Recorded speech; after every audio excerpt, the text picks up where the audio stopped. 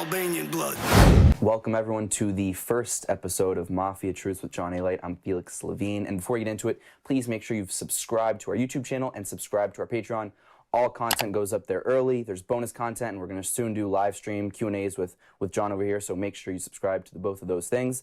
And today, John, we were talking a little bit off air about an interesting story with kind of an extended cousin, a shoelace cousin, if you will. Nicky, he was Italian, Albanian. You brought him into a lot of your different businesses. I'll let you kind of explain that, and then we'll go from there. So, by the way, hello. Good afternoon. College gangster, so I just want you to know. I haven't seen you in a few weeks. Yeah. It's good to see you. So, hey, everybody, how you guys doing? So let me get into this. I went to school, PS 97 in Queens, and two guys that I met as young kids. 5 years old is Nicky's brother, Patrick.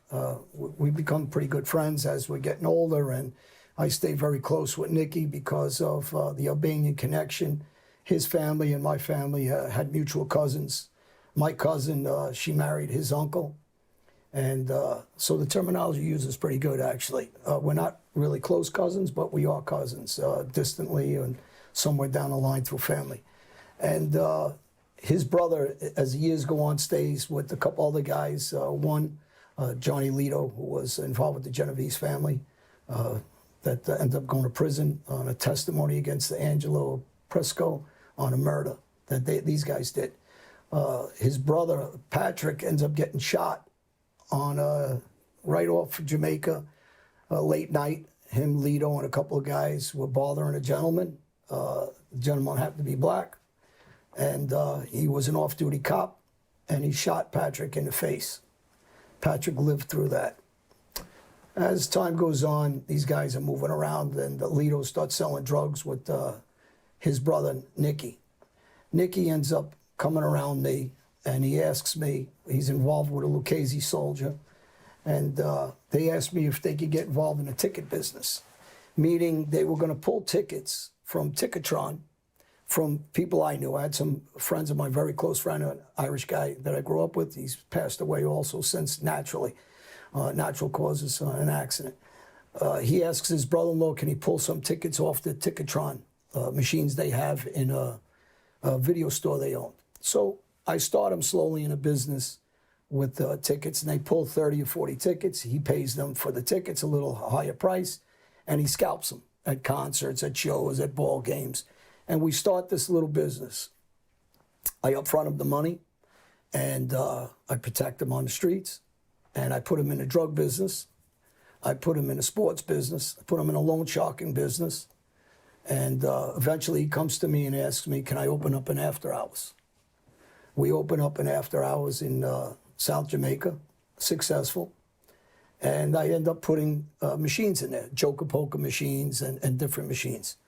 And the business is doing well between the drugs, the machines, the Shylocking. We got a lot of things going on. We're making money, and every week he's got to give me an envelope. So I sent two of my guys into the after hours. I was only in the after hours actually once myself. I never went there. These are, places where I'm making money and doing different things like I just said. So I really don't frequent these places. I check it out, and I send my two guys to the after hours, and they're drinking. Hey, everybody, I have a new sponsor, Dina Luzzi, with the new energy drink. Actually, everybody knows I'm full of energy. I'm always moving around. People want to know how. Take a blast. Dino's new stuff. Felix, take it. Need a blast, get a blast. These great tasting drinks are Italian made. Go check the link in our bio today to get a case of Dino Luzzi right now. Hey, everybody, get your tickets from my guy. Forget the hubs, forget the masters. I'll read you something. Any kind of event you want to get a ticket from, go see my guy. He'll get you the right prices. Tommy Tickets. Tommy Tickets, the world is opening and events are happening. When you need tickets to the big game Broadway play concert, call my guy to get the lowest prices. The best seats in the house. If you don't get them, I'll get them for you. Contact me. Tommy Tickets. Yankees, the Mets, the Knicks, the Rangers, the Islanders, and more. He has them all. Call my guy, Tommy Tickets, 631-213-7675. And use the code Mafia Truth to get the absolute lowest prices of all tickets. If you need help, contact us. We'll get you those tickets. Don't pay the hubs and the masses. Don't be a fool. Don't be a sucker. Call Tommy Tickets. Text or call directly. 718-924-7615. Tommy Tickets. 718-924-7615. Call Tommy. And they get into a little confrontation with a guy. The guy happened to be a transit cop, and they shoot the cop in the chest. And the cop lives. He identifies the bodies, identifies the shooters, and they come back and they're hiding. And John Gotti sends me a message. I want to see those fucking kids. Naturally, I said, I don't know where they are. And we don't really know what he wants to do to them, right? My guess, especially then, with all the heat that was going on, different cases, they would have at least got hurt real bad. We send them upstate. Charles Koenig is involved at the time, and we hide them upstate. We tell them to stay upstate. And in the meantime, we get them some lawyers, and eventually they come back in. When John settles down a little bit, he still doesn't see them. We keep them away from them, and they turn themselves in. And I grab about 5 or 6 kids. I make them get haircuts. I make them look like the one guy. And they go into a police lineup. Originally, the cop identifies them. He finds out that they're involved with me, and he unidentifies them and says, in the hospital, when it comes down to it, I can't be sure it's them. And he loses his job over this. And he sticks to his word, and I say to him, I'm going to give you $60,000 for what you did to help you out, which, you're going back some years ago, so $60,000 is kind of like $200,000, I guess, now. And I get the money together. They go to identify the guys at the lineup. Obviously, he's not going to identify him. He says, I can't pick him out. They know he's lying. They're trying to get to him. He won't talk. He does the right thing. And in the meantime, I catch 2 cases, and I go to jail for one of them. When I leave, I tell Nicky, he knows the guy. He actually lived on his block. I said, listen, give him this money. I don't care if he gets it all, if he gets some of it, but I want him to get at least 50 of it. You could keep 5 or 10, do whatever you want with it, hold it for yourself, and make sure he gets it. He stiffs the guy. He never pays him. So when I come out of jail, Charles tells me the story. It says, Gotti stepped in and told him, fuck Johnny Alite, don't pay him. And don't worry about it. At this time when I'm gone, Nicky starts collecting for the unions. He starts shooting a little steroids.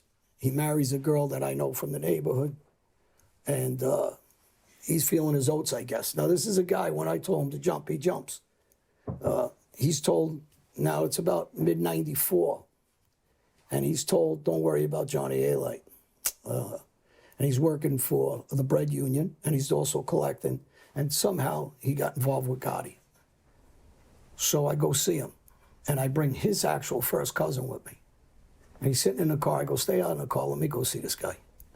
I go upstairs in his apartment. I kiss his wife hello. He's got his kids. I says, come downstairs. I want to speak to you.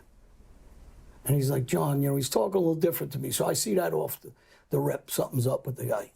He's having what they call, gorilla biscuits now. Somebody's peeing in his ear. Gorilla biscuits is somebody pissing in their ear to give him courage. So they pissed in his ear. He's believing what they're telling him. He thinks he's okay. He can do what he wants. I tell him, come downstairs. He comes downstairs with no shirt on. He's got a little porch. It's July 3rd, so people are shooting off fireworks. And I said to him, why didn't you pay this guy? And he says, Charlie, and he's talking about Charles. And I said, who? He goes, Charlie. I said, I don't know, no Charlie. So meanwhile, he doesn't know Charles is the one who gave me the 9mm. Tells me the story. And he's putting a battery pack in me, So I said to him, stop right there. Where's the money I gave you to give this cop? And he says, John told me, and he couldn't get it out of his mouth, and I pistol whip him. And I started hitting him, and he grabs me. I dropped the gun. Now, this is a guy that would never talk sideways to me. I get inside him. Now, I'm not a big wrestler. Let's go with my hands. I don't know shit about wrestling, except to take the inside move. So I get inside him, and he's trying to wrestle with me, and I'm telling him, I'm talking in his ear because I'm inside him. I said, you better slow down. I said, if you don't slow down, I'm going to shoot you. You better slow down. He wouldn't stop. So I finally reach down, I get the gun.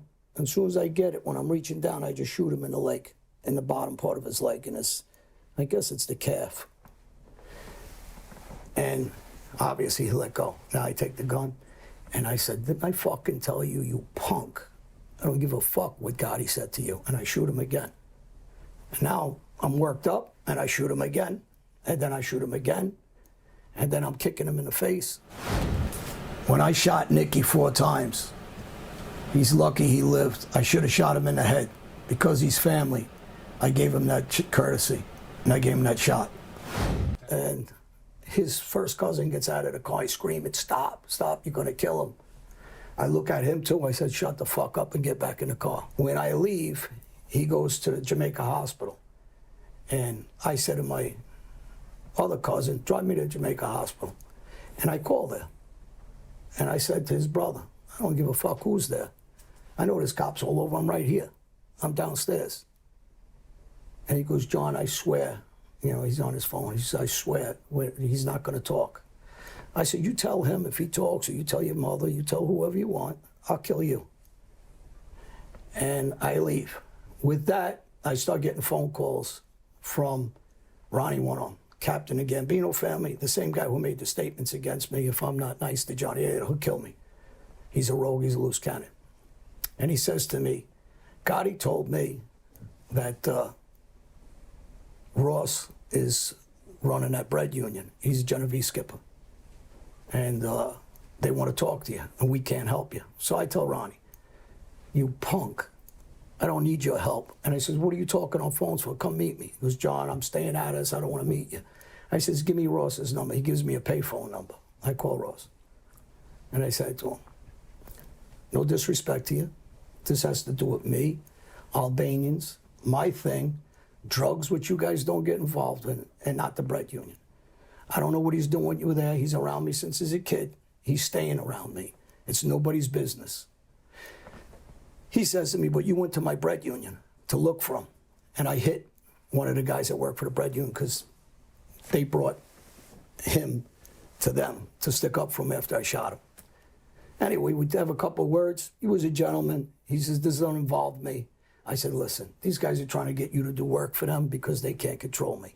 I said, I'm telling you, me and you don't have a problem. As long as you don't have a problem, I'm good with it. You just want to see me? I says, we'll meet. No, it's not necessary. The kid's yours. It has nothing to do with us. It has nothing to do with our bread union. We're good. After I finish that conversation, I roll up on Ronnie, and I tell him, you ever try to do that with me again, I'll kill you. And he gives me the bullshit, it ain't me. And I says, well, there's one more guy that is going to listen to me whether you guys like it or not. And we leave it at that. And my cousin and the other guy starts reaching out to me. Says, we didn't talk. The cop actually says, at this point, I don't want the money. I mean, you can't blame the guy for saying You offered it later on? I always offered it. Yeah. It was the right thing to do. He did the right thing. So it's back to the same thing. The treachery of the life is only about money and greed, control, and only the strongest are going to win. We are happy to announce that we have just launched our new custom bats line signed by John Alite. If you want to get a custom bat signed by John Alite, message me on Instagram at felix.levine if you want to get one. Was there ever any fear that, I know he was like your extended cousin, but was there ever any fear that like it could disrupt whatever familial ties you had? The biggest sit down I had, the biggest worry I had was sitting down with my cousin and her husband about me shooting him. And I mean that. It wasn't I could give a shit about anybody else because I know legitimately this guy's around me. I'm the one that's been taking care of him his whole life. And he's too stupid to understand the mob world, which these guys do. Guys do this all the time. And they think they have protection when they don't. Because I tell the same thing I told him after the incident. After you're dead, it doesn't matter, even if somebody was going to kill me or could kill me. Even if they could. Not that they could, because obviously I wouldn't be sitting here. But even if they had the power to, why would you listen to them when I'm the guy taking care of you? Why, I'm the guy feeding you. I'm the one giving you money. I'm the guy protecting you.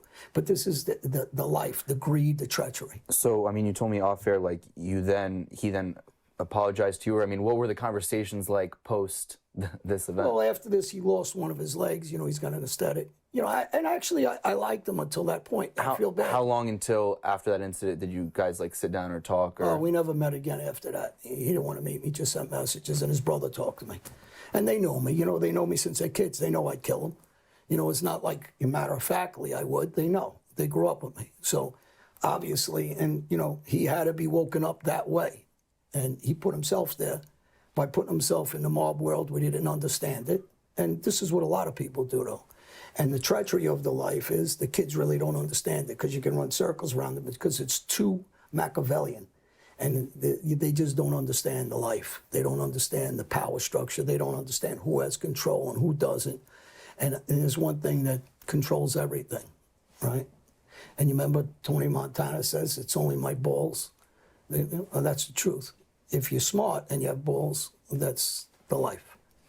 Well, there you have it. Another, I guess, the first episode of Mafia Truths with John Alite. John, thank you so much. I know, real quick, we want to just plug away. If you haven't subscribed to our YouTube, make sure you do that. Our Patreon, make sure you do that. And we're also selling bats, custom bats signed by John over here. So you can message me on Instagram at felix.levine if you want to get one. A lot of people have been reaching out, so feel free to do so. And then I don't know if you have anything else to plug away to the masses. No. Quick drink. But this new drink I got here by Dino, it's an energy drink. It's great, actually. So it's my new drink. And we'll put the link of to get those drinks in the description of this video, so please go check that out. Thank you, John. Thank you, guys.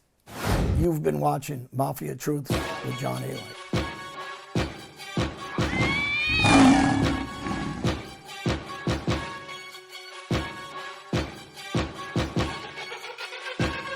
I'm Albanian blood.